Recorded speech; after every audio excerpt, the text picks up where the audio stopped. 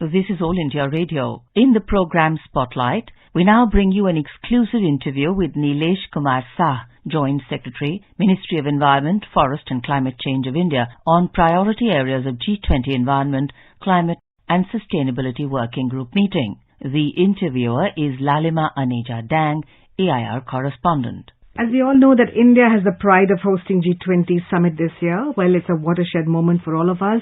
The fact that India is holding presidency of G20 this year. Let's begin with the philosophy which India has given to the entire world, and that is of Vasudhaiva Kutumbakam, meaning one earth, one family, one future. How are we planning to build on this theme through ECSWG? The theme of India's G20 presidency, Vasudhaiva Kutumbakam, or One Earth, One Family, One Future, is drawn from the ancient Sanskrit text of the Maha Upanishad. Essentially, the theme affirms the value of all life, human, animal, plant and microorganisms, and their interconnectedness on the planet Earth and in the wider universe. Om Sarvesham Swastir Bhavatu, Sarvesham Shantir Bhavatu, Sarvesham Purnanam Bhavatu, Sarvesham Mangalam Bhavatu. Om Shanti, Shanti, Shanti. This basically means there should be welfare, peace, fulfillment and well-being for all. The G20 presidency brings with it the chance to turn challenges into opportunities, especially in areas where national and international efforts amalgamate. The essence of our presidency can be found in the idea of one world, one family and one future, highlighting our shared priorities, the need for collective action and unified goals. The ECSWG intends to build consensus and unified action on the environment and climate crisis. It offers a chance for G20 countries to learn from India's age-old traditions like Ayurveda, which operates on the principle to prevent and treat illness by maintaining balance in the body, mind and consciousness through proper use of the natural resources. Right, indeed. We've always believed in Sarva Sukhina Bhavantu, which means let everybody be happy, all living beings be happy, not just living beings, but let God's blessing be on not just us, but the earth, the mountains, the rivers, the trees. That's the kind of philosophy we believe in. Well, so the concept of life got launched by the Honorable Prime Minister and Antonio Guterres last year as a global mission. How does ECSWG look to advancing the agenda of life through its activities? Well, our Honorable Prime Minister, Shri Narendra Modi, during the launch of Life Mission in October 2022, along with UN Secretary General, Mr. Antonio Guterres, challenged the prevailing notion that climate change is an issue only related to policy to be led by government or international organizations. He said that people are experiencing the effects of climate change in their surroundings, and in the last few decades, unexpected calamities were witnessed. This is making it amply clear that a climate change goes beyond policy making only, and people themselves are finding that they should contribute as an individual, families, and as communities to the environment. India's G20 presidency wants to catalyze this fundamental mindset shift. Mission Life makes the fight against climate change democratic, in which everyone can contribute within their capacity to protect the environment. Mission Life believes that the environment can be protected by making changes in our daily lives.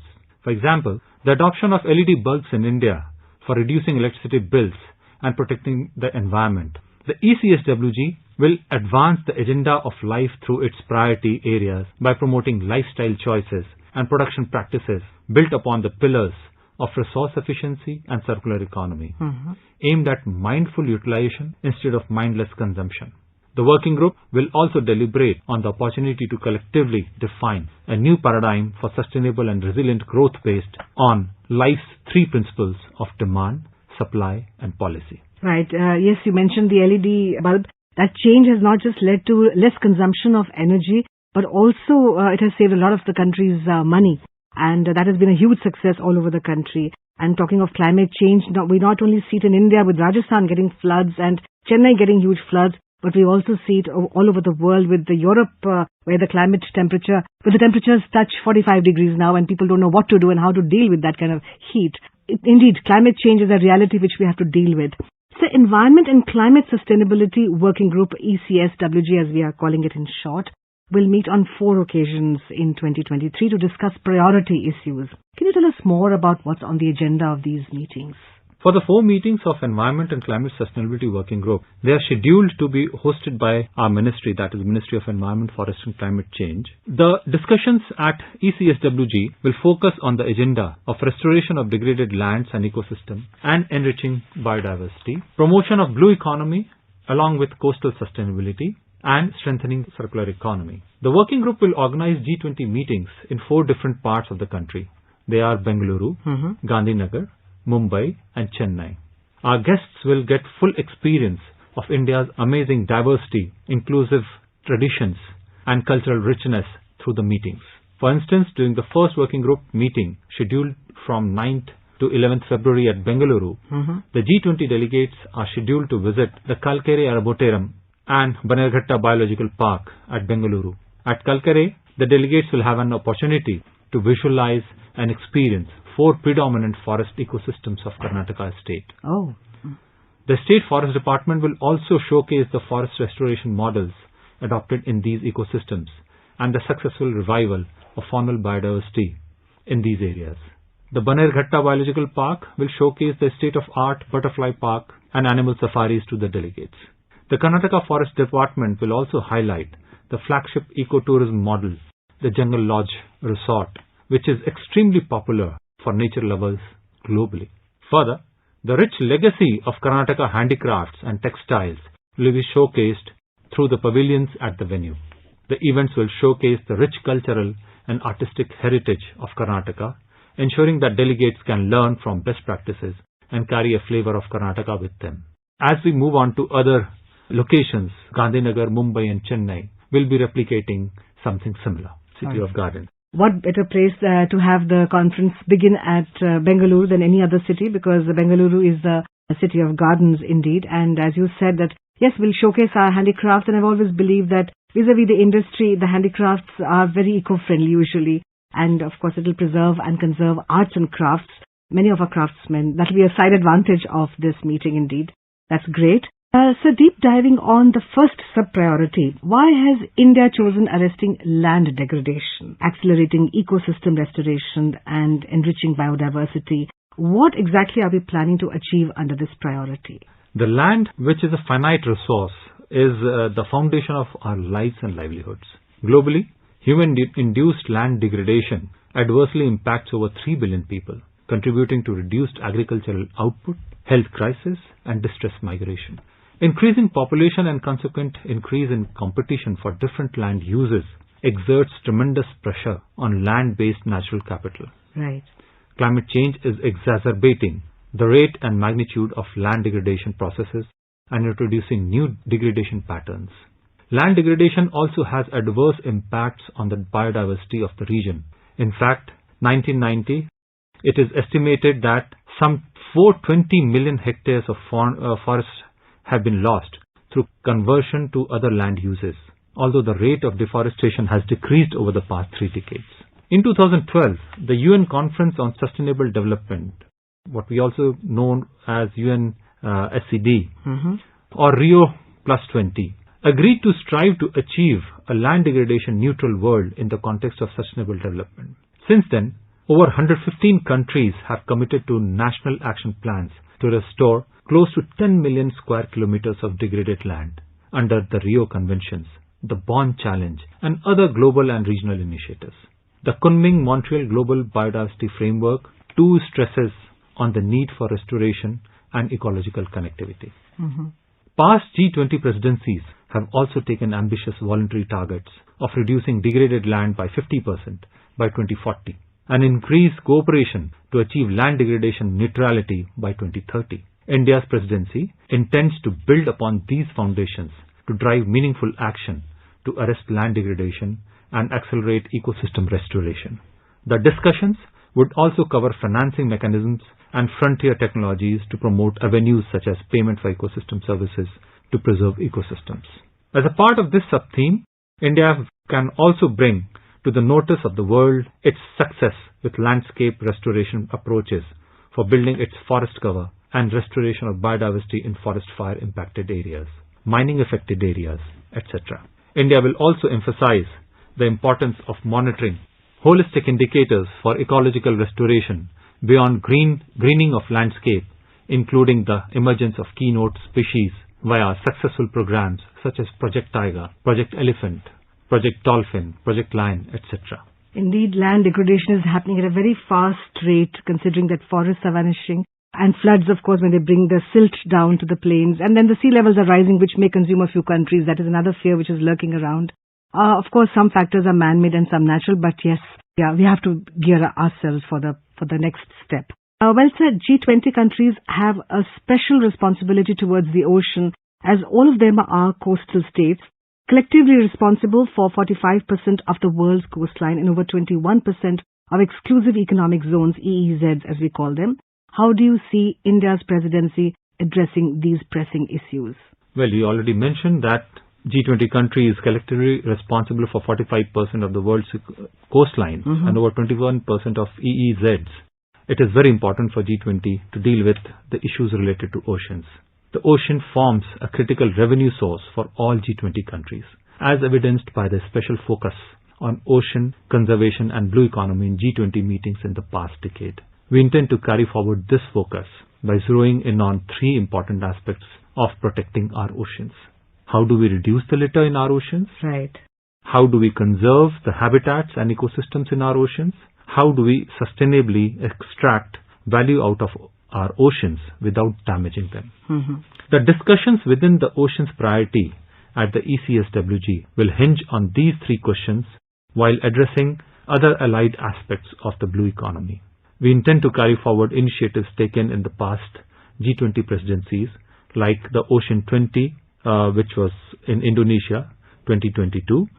We intend to establish the Ocean 20 dialogue to address aspects of unlocking ocean value and ocean conservation, among other topics. Then we have Osaka Blue Ocean Vision, which was basically in the G20 meeting held in 2019. We intend to continue tracking actions against marine litter and build out principles for a sustainable blue economy based on broad guidance from the Osaka Blue Ocean Vision. We also intend to take note of and further initiatives by other G20 presidencies and highlight them appropriately as well. Yeah, thank you. You've given us a very beautiful perspective on that. And we do know that the Western world is now replacing the plastic straws with paper straws. And literally speaking, that's a drop in the ocean. We need to do much more. So one word which is coming nowadays again and again, and the Honorable Prime Minister has also mentioned, is the word circular economy. And that is the key bridge between economic growth and resource consumption. India's G20 Sherpa Amitabh Kant recently spoke on laying emphasis on circular economy during the summit. Can you please elaborate on more on this? Circular economy is crucial to de-link economic growth with resource consumption. Honorable Prime Minister Shri Narendra Modi has given the vision of Mission Circular Economy in his Independence Day address in 2021. Circular economy action plans in 11 waste streams have been formulated and are under implementation. Extended producer responsibility and polluter pays principles have been integrated in the formulation of waste management rules. In the year 2022, revised waste management rules in plastics, waste, tires, e-waste, battery waste, incorporating these principles have been notified. These rules focus increasing circularity, thereby reducing the use of virgin materials so as to halt biodiversity loss, address climate change, and abate greenhouse gas emissions. These rules give mandatory targets for using recycled materials as well as recycling and reusing materials. Also, to encourage consumers and producers making environmentally conscious choices, Honorable Prime Minister has launched Mission Life, which can drive large-scale behavior change globally by ushering in reduce, reuse, recycle principles. Right. Well, as the world is moving towards a more consumeristic monster, if I may call it, and take the risk of sounding a little rude, we need to think about our ecology more and more so in the G20. Thank you very much, sir. To All India Radio, this special episode. Mr. Gite, would you please tell us how is the preparation going on to ensure peaceful and error-free polling in Tripura? Tripura Assembly elections are scheduled in the month of February 23, but we have started the preparation for this election since July 2022. So initially we got about 3,000 plus polling stations ready. Then the material required for the election was procured. We brought in the electronic voting machines. Then in the month of November and December the voter lists were updated. more than 1.2 lakh voters were added and about 80,000 voters were deleted who are dead or shifted. So that made the voter list pretty clean. After that we started training our polling personnel, and after declaration of elections we are primarily monitoring the model code of conduct during the campaigning, the preparations which are required for the electronic voting machines, postal ballots, nomination process, and also security which is being deployed in the state. So overall, last about 7 to 8 months we have been preparing for these elections, and I am quite sure that we will be able to deliver free, fair, transparent and a peaceful election as Election Commission of India has promised to the people of Tripura. And how far this election will be different from the previous elections? So 2-3 things we have decided in these elections. One is that this election will be inclusive. So we have targeted all the weaker section of society who were not able to enroll and participate in the elections. Like married women, we had a gap of 35,000 in the state. So we could enroll about say 12 to 13,000 this time. We have been able to enroll quite a lot third gender voters. The primitive tribal groups of Rians and Bru families were enrolled about 14,000. We have also made special arrangements for the voting by the old age people and the person with disabilities in the polling stations by providing the ramps, railing, drinking water facility, waiting shade, a priority queue for such people who will come for the voting, including the pregnant, lactating mothers. We have also provided the home voting facility for the old age people, and again the person with disabilities who cannot move. So about 8,000 voters will be voting at their home from tomorrow. We also given the electronic postal ballots to the army personnel who belong to Tripura, so that they get these ballots on time and can return before counting. We are providing the postal ballots to about 35,000 polling personnel on duty who cannot vote on the day of poll. So all these people who otherwise would find it difficult to participate in the elections have been contacted. We did an outreach program, and we have made the elections inclusive and accessible. The second thing is regarding the transparency. So during the voter list updation or during our preparatory phase, model code of conduct, deployment of forces, candidate security, we have held several meetings with the political parties at the state level, at the district level, at the assembly level, and we have been able to keep the process very, very transparent and open. We are open to ideas, we are open to their suggestions, complaints, and we are responding. Now, for example, there is an app called as C-Vigil, right? So, in which we got more than 1,500 complaints, and our response time is less than 100 minutes, exactly 92 minutes. So, we have been able to attend to all the complaints and suggestions by the people.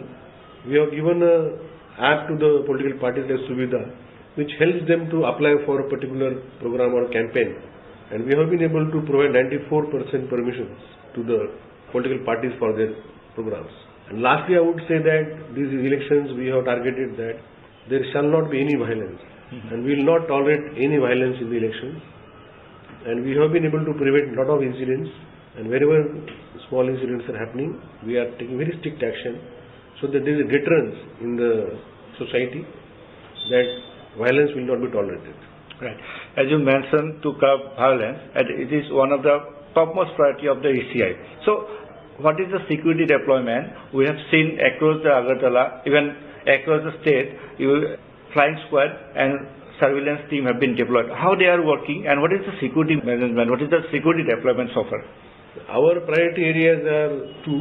One is those areas which are identified by our district magistrates and SPs as vulnerable, so that people living there, they are able to campaign, they are able to vote, they are able to give the polling agents during the elections.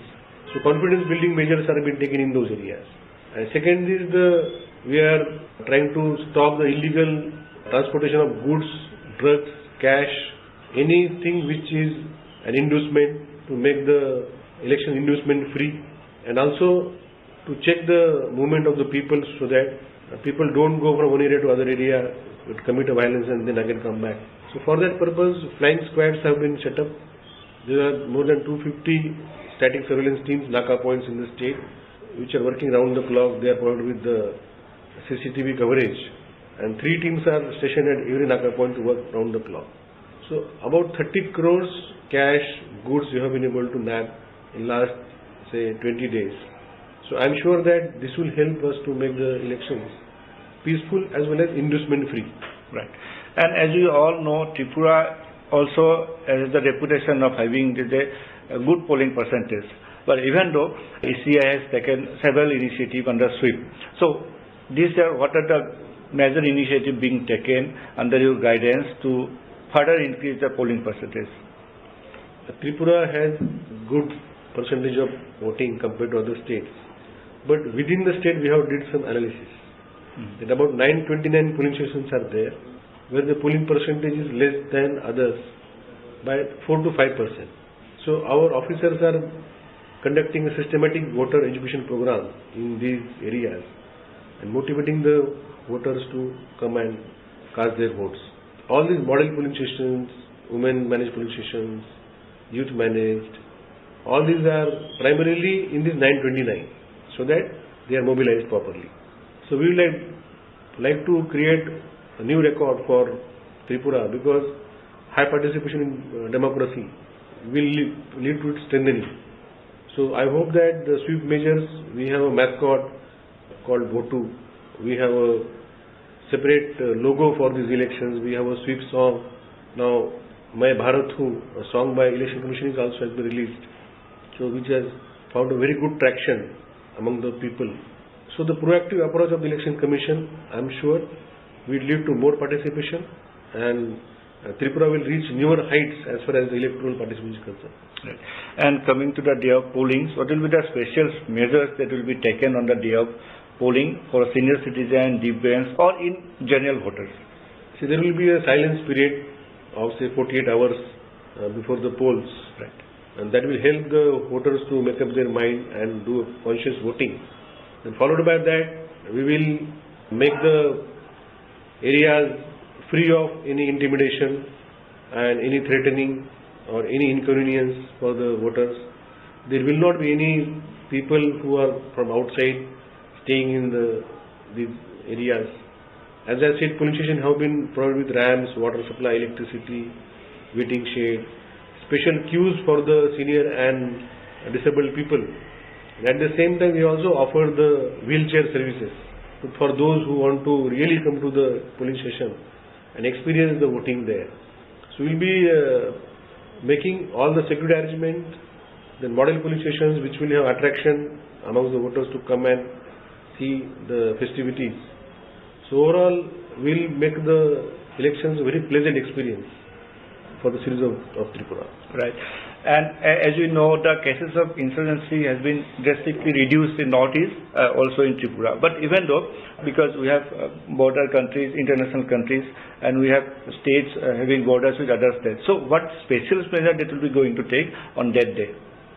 In the border areas of Tripura, we have already promulgated Section 144 CRPC called as Jamabandi in about 1 kilometer from border. We have kept the border security force on high alert. There are some small openings in the border in some areas which are being guarded with more intensity. We have also put the CCTV cameras in those opening areas so that there is no transportation of persons and goods from this opening border fencing. And as we know that the insurgency is on the downside, but we are not taking any chances. Right. So we have given more security to the polling stations which are in the border areas. There are some families who stay outside the fence but within our border. For them also we have made special arrangements for voting. So overall we are very sensitive as far as the borders are concerned. But with the security blanket in place, I am sure that we will have a very peaceful election in border areas also. And how the technology is going to help you on the day of polling or overall in the poll scenario? The Election Commission is very tech savvy. Starting from the voter list, we have ERO-net, we have e-Vigil for the voter complaint, we have Suvidha app for the use by the political parties for their permissions. We have e-Atlas to map all the polling stations, the movement, their routes of traveling of EVMs and polling personnel. We have a poll day monitoring system which will help us in knowing the activities happening at the polling stations, like voting percentage or poll started, and then if there is any replacement of machine and all that, critical events will be reported from that. We also have a voter helpline set up in every assembly constituency so that any voter who faces inconvenience can contact there. So we are very tech savvy. Our entire voter list is on the app. Voter helpline is there. They can just put their name or EPIC number and they can find out the polling station also. So we are very heavily using the technology to make the elections transparent and open. Right. And coming to the voters awareness, Tripura has a good number of first-time voters even this election also. So what's your plan to those first-time voters or young voters? We have released a sweep song called as Power of 18 and every vote counts. So we would like to appeal to the youth of Tripura that come and vote in large numbers, because the future belongs to you. You have to manage the future. You are the leaders of the future, and you must have a say in the democratic process. So we have been able to enroll not only the 18 plus, but we have been able to enroll about 7,000 prospective voters, those who are just 17 plus, and in this year they will become 18. So we are doing outreach program. We have electoral literacy clubs in all the colleges which are helping us to reach out to students. So overall, we are sure that the young generation will participate more enthusiastically in these elections. Right. And finally, would you please tell us what is your plan? What is your plan of action you are going to put in place for the day of counting? So counting will be held in the subdivisions and district places.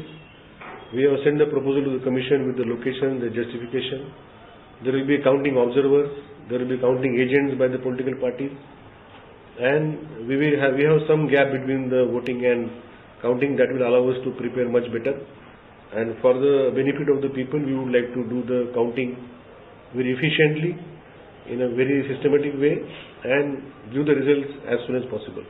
Right. And finally, any message to the people of Tripura through All India Radio?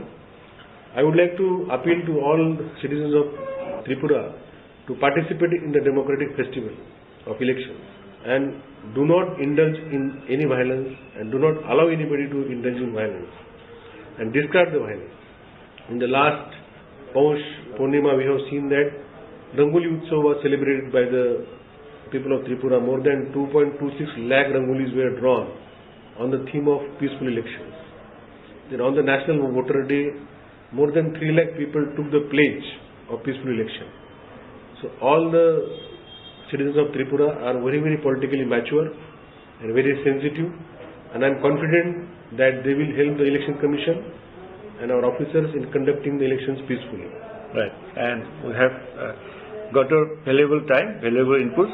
Thank you once again, Mr. Gitya, for India. And Lalima Najadang, AIR correspondent. As we all know that India has the pride of hosting G20 summit this year, well, it's a watershed moment for all of us, the fact that India is holding presidency of G20. And in that context, we have with us Ms. Namita Prasad, who is the Joint Secretary, G20, Ministry of Environment, Forest and Climate Change, MOEFCC as we call it in short. Welcome, ma'am, to All India Radio. Thank you so much. Ma'am, India's G20 presidency heralds a significant chapter for the country, and it is a matter of pride for us all indeed. The summit offers a unique opportunity for India to contribute to the global agenda on pressing issues of international importance.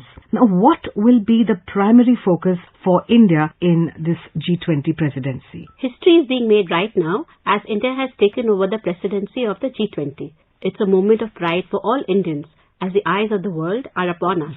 For a year now, India will be leading and setting the agenda for 2/3 of the world's population, 3/4 of the world's trade, and 85% of the world GDP. India's presidency comes at a critical juncture where the world is simultaneously grappling with the deepening climate crisis, geopolitical tensions, economic slowdown, rising food and energy prices, and the long-term ill effects of the pandemic.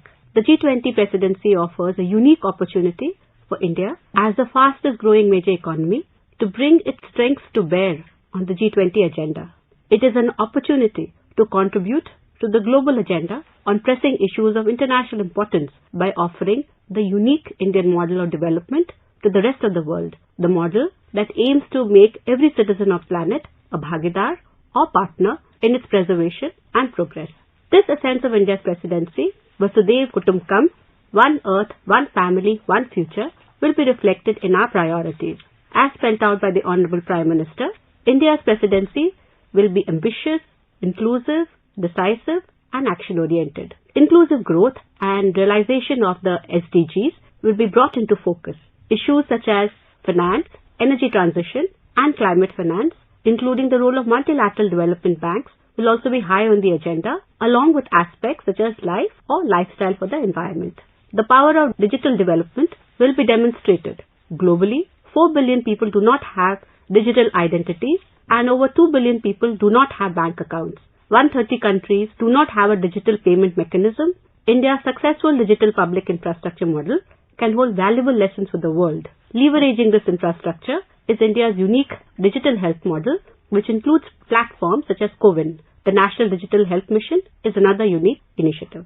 The world is now looking at India to chart a new course of development and prosperity. New India stands ready to take up this mantle and lead the world on a path of sustainable and inclusive growth. Well, you've very beautifully given us an overview of the entire program. MOEFCC will be anchoring the G20 Environment Climate Sustainability Working Group. Now, building on the momentum in the past few years, what will be the key objectives or, let's say, expected outcomes for this working group under India's presidency? In our efforts to tackle the climate crisis, India is walking the green talk by transitioning to climate action. India is the only G20 nation well on track to achieve its nationally determined contributions to the Paris Climate Accords. Further, India's forest and tree cover has been steadily rising. Our balance sheet in implementing the Aichi targets is proactive and forward-looking, and India is on track to meet its biodiversity commitments also. The Environment, Climate and Sustainability Working Group, under the Sherpa track of the G20 presidency, intends to bring an integrated,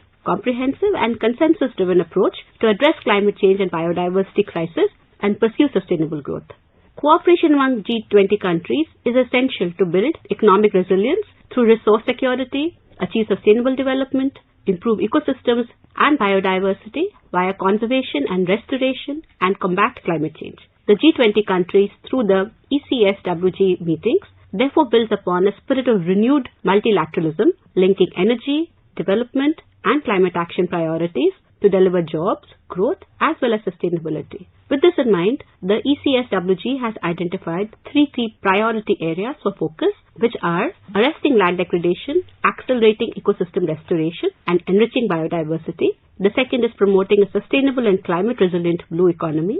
And the third is encouraging resource efficiency and circular economy. Further, India's presidency offers the G20 countries the opportunity to use the LIFE principles to promote lifestyle choices and production practices built upon the pillars of resource efficiency and circular economy aimed at mindful utilization instead of mindless consumption. Sustainable lifestyles and choices can help restore degraded landscapes, promote the conservation of marine and terrestrial biodiversity, and lower global resource use and GHG emissions. Yes, you've given us the outline or the kind of the points which will be discussed. Let's take them one by one. Let's talk about the coastline first, very naturally, because India is known for its very rich coastline and a vast coastline. And what, according to you, could be the way forward that we could promote a sustainable, and that's a key word, sustainable and climate-resilient blue economy to protect the natural environment and the lives and livelihoods dependent on marine resources, not just in India, but if we could something that we could do something that we could set an example for the entire world?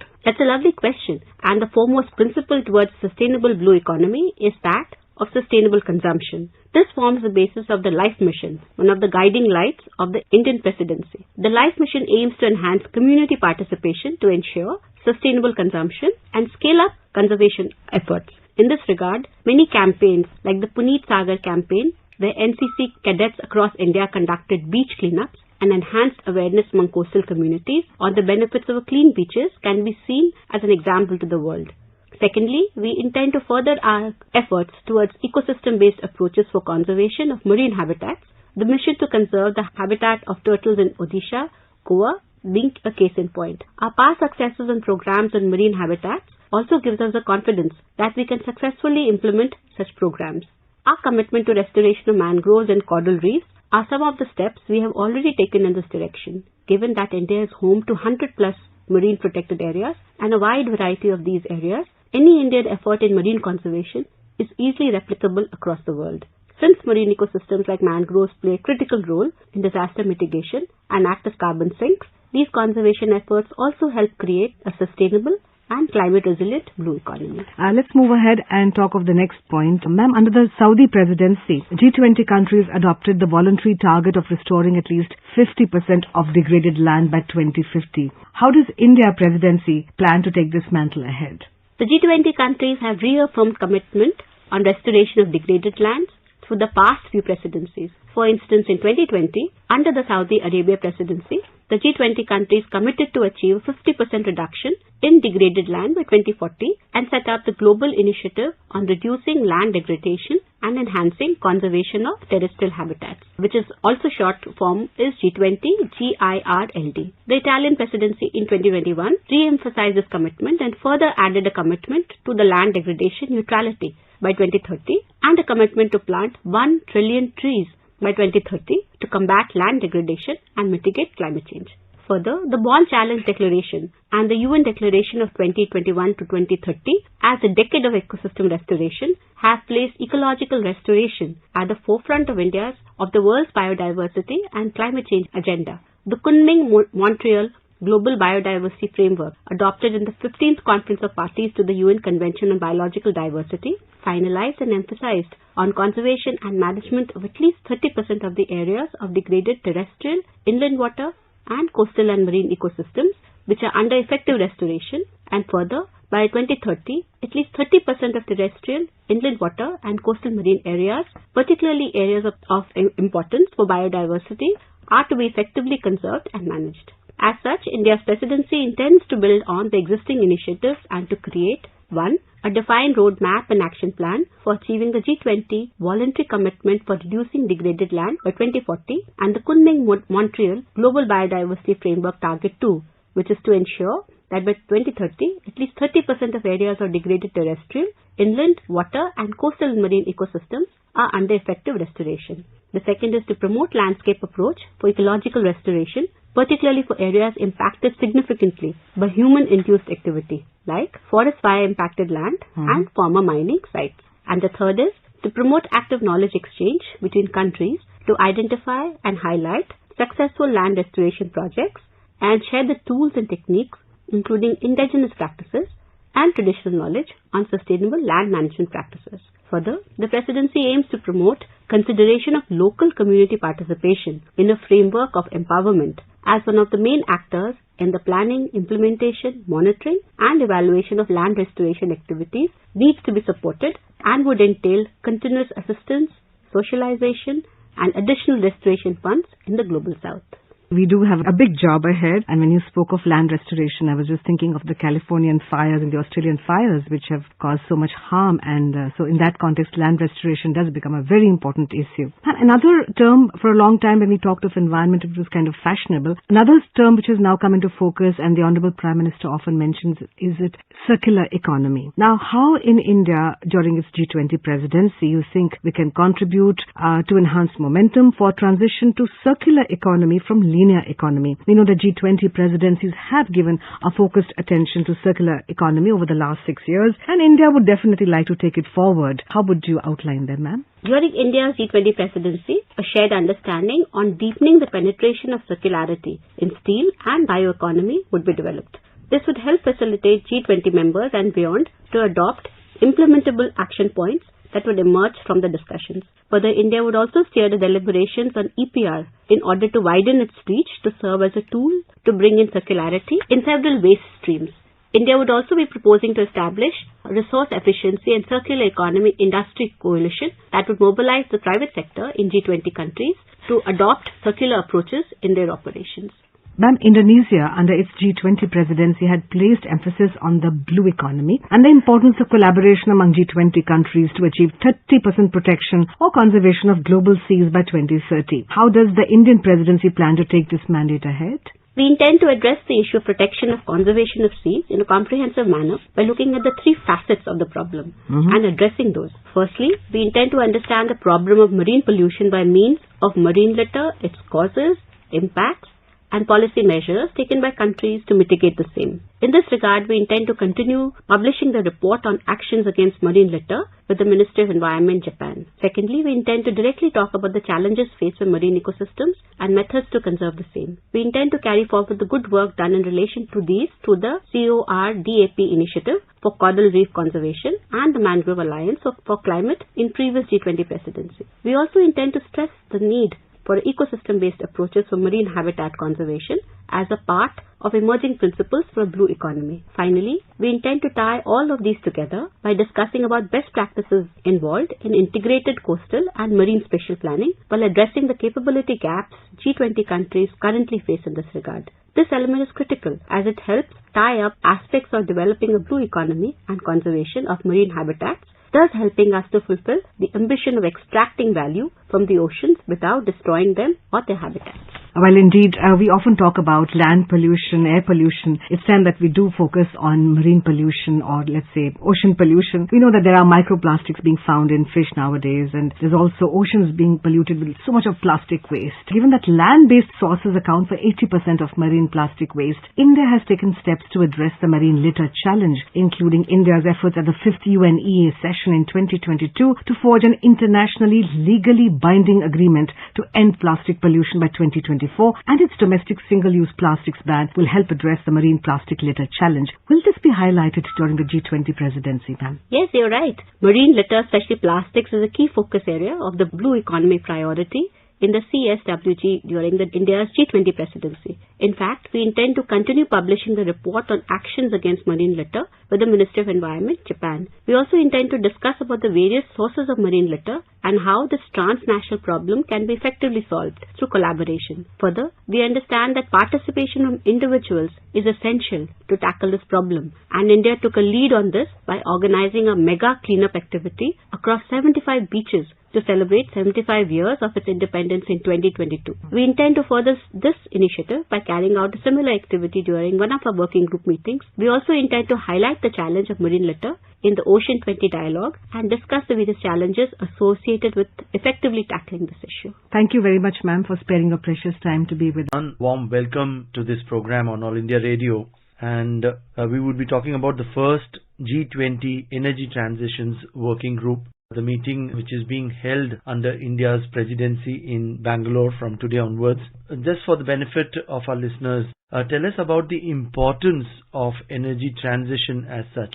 Energy transition actually been a theme for the last decade and a half, to almost, I would say, but more so in the last decade, where we have to move away from fossil fuels as the principal supplier of our energy to non-fossil fuel use, to fuels which are not leaving or generating the carbon footprint on our environment. Because this carbon footprint, especially by the industrialized countries, last century or two, particularly after the Industrial Revolution, has, in the view of many scientists, left an impact which is increasing global temperatures and going to cause climate uncertainties, bringing about extremes of weather climate, more frequent heat waves, squalls, storms, hurricanes, and also increase in the water level of the sea,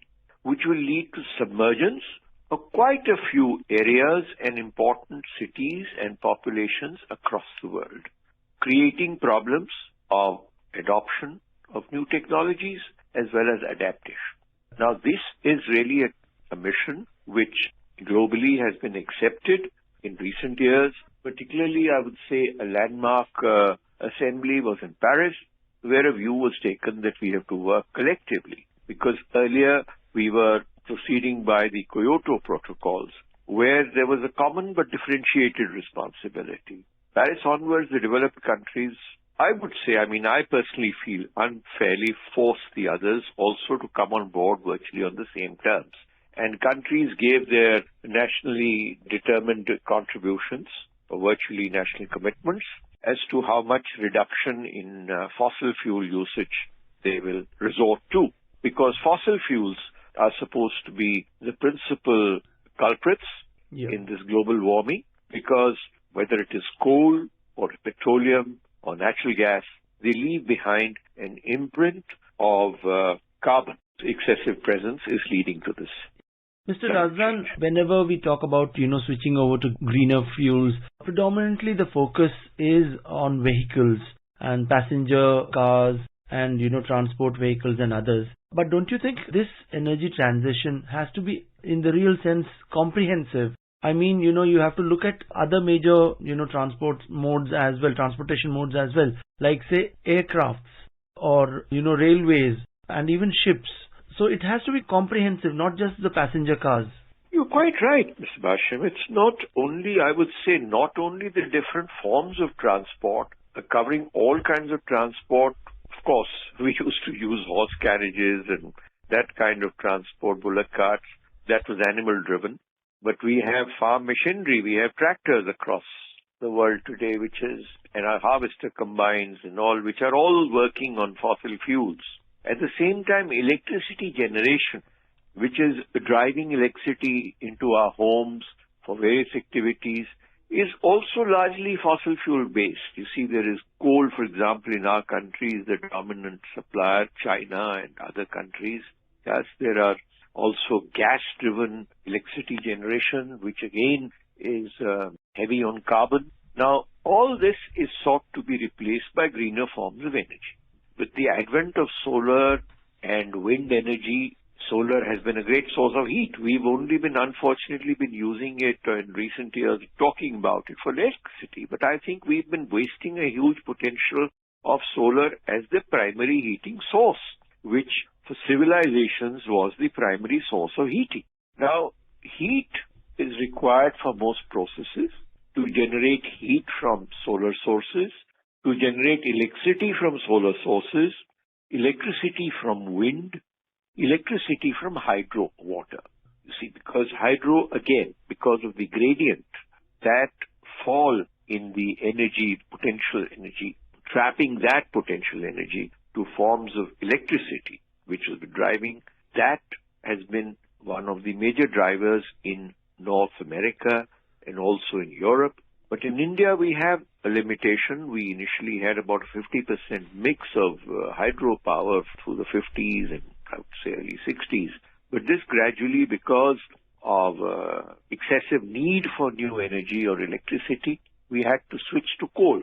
And there were also problems of submergence because of large dams. But there is need, I think, for integrated planning. That is, water is also an equally important resource. And we've got to utilize water in many ways.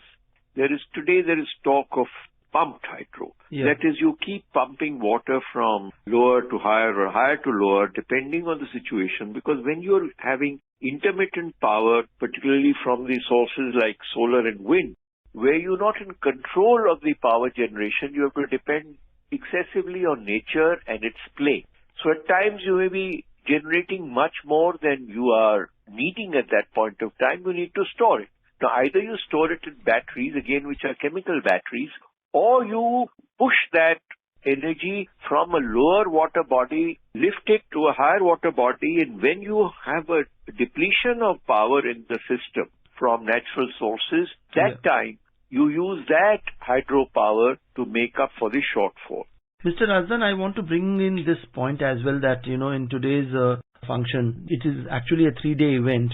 Some 150 participants, including, participants from G20 member countries are there. We also have 9 special invitees from guest countries like Bangladesh, Egypt, Mauritius, Netherlands, Nigeria, Oman, Singapore, UAE and Spain.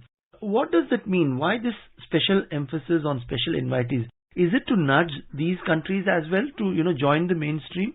Absolutely, because you see, the G20 membership is a very large membership and a very diverse membership. For example, China, India, USA, Indonesia, Brazil, Russia, Japan, Turkey, UK, France, Italy, South Africa, South Korea, Canada, Saudi Arabia, Australia. It's a very diverse mix of huge populations, technological advances, countries which are rich, countries which are not so rich.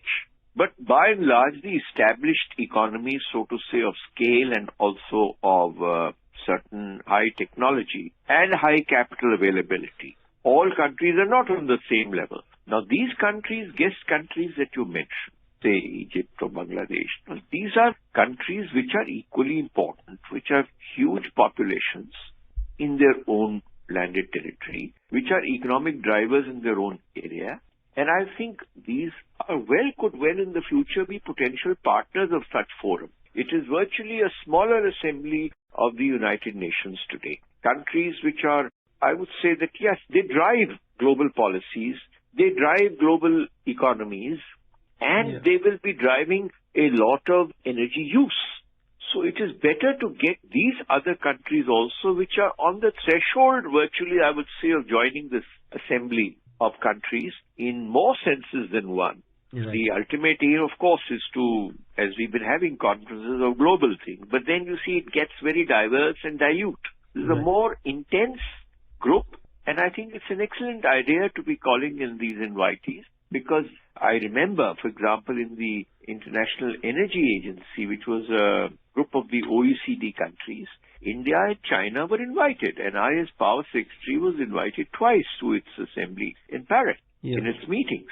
Now, the whole idea was that India and China, well, you can't think of any global international energy meet without these two countries. But then we were careful that, yes, we are not the same league as those economically advanced countries. We are still developing in our own way. But a major stakeholder. Yes, major stakeholder. So now we have been admitted as an associate in that.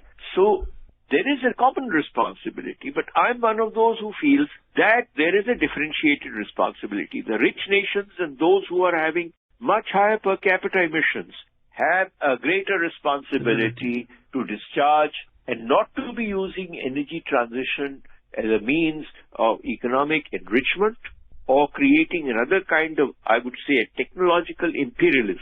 Mr. Razdan, let's also focus on the priority areas of the Energy Transition Working Group meeting. Among the priorities, we have low-cost financing for energy transition, energy security, diversified supply chains, energy efficiency, and all these. Let's talk about low-cost financing. We all acknowledge the fact that, this transition from one source of energy, specifically fossil fuel driven, to cleaner energy needs a lot of investment. It is capital intensive. Don't you think it's time to bring in the international monetary agencies, whether it is the World Bank or the International Monetary Fund or, the regional organizations like Asian Development Bank and others, to bring about a big change? We need to have really low cost financing models and workable models at that.